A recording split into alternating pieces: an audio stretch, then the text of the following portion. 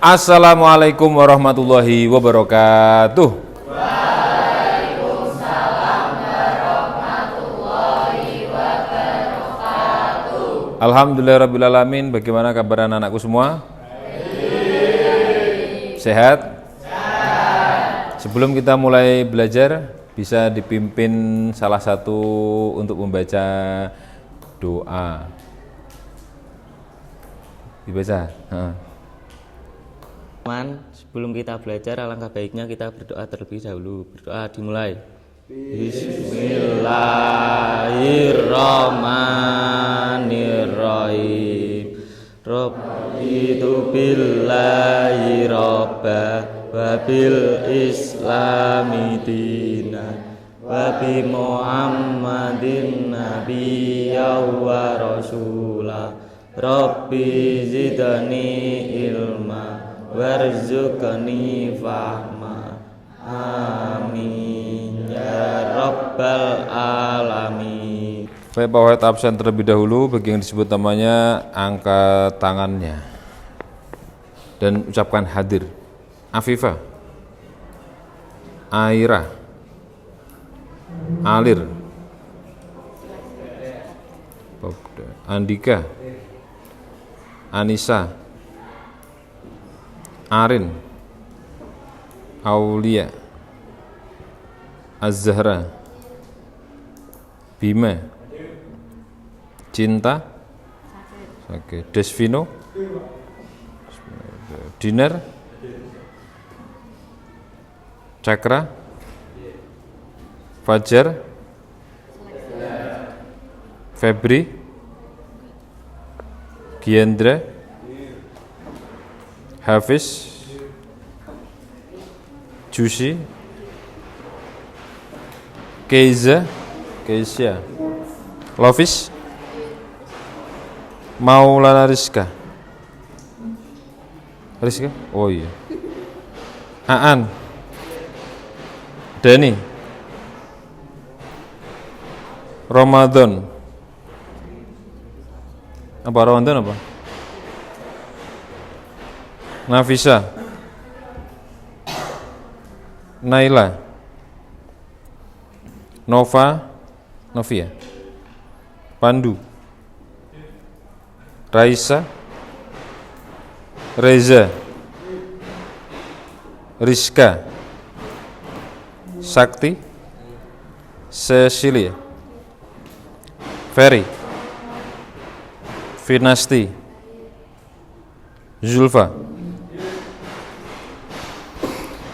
Baik anakku semua, sebelum masuk pada materi, ada satu pesan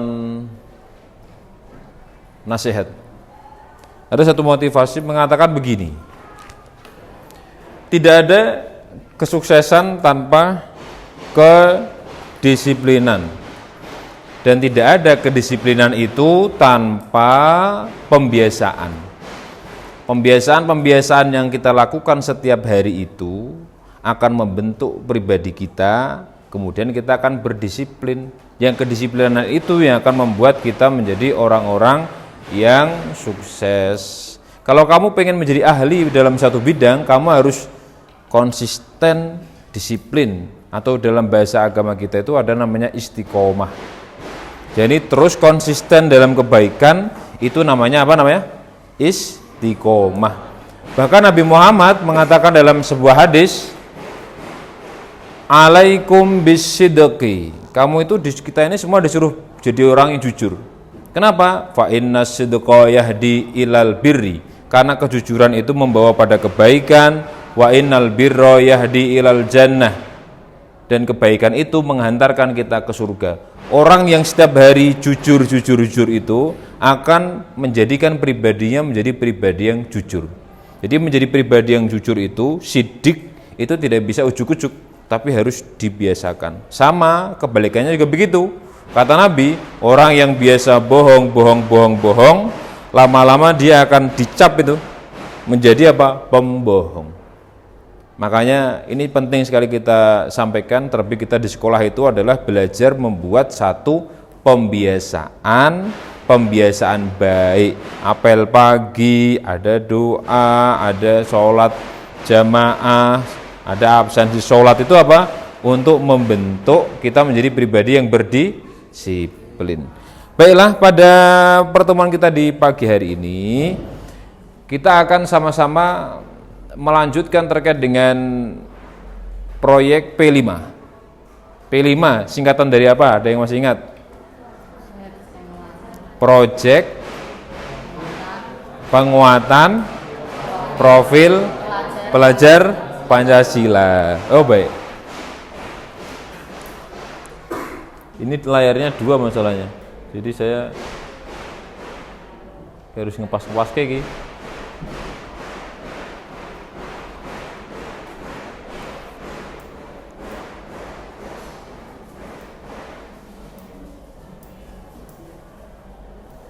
Ini proyektornya ya ngerjain ini.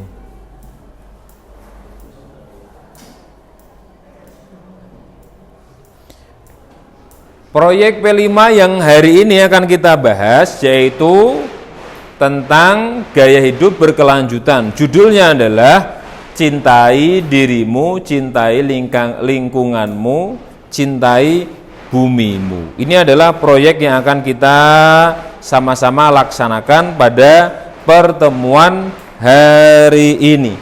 Dalam gaya hidup berkelanjutan itu ada 3 dimensi yang akan kita sama-sama pelajari, yakni pada dimensi kreatif, kemudian beriman dan bertakwa kepada Tuhan Yang Maha Esa, dan dimensi gotong royong.